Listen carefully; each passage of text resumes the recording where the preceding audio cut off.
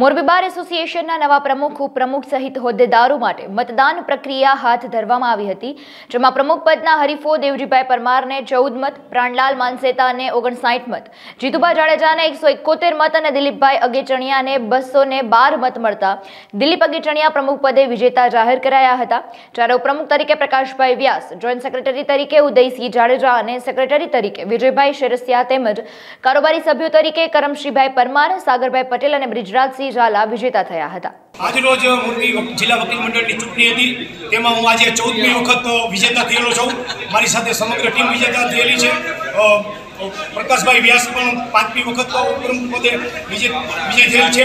વિજયભાઈ શેરસિયા પણ વિજય થયેલ છે અને 6 વખત જાડેજા ઉદયસિંહ પણ મારી સાથે વિજય થયેલ છે અને કારોબારી સભ્યોમાં બીજી ટર્મ માટે વિજરાજસિંહ, કરમસિંહભાઈ પરમાર અને સાગરભાઈ પટેલ પણ વિજેતા થયેલ છે।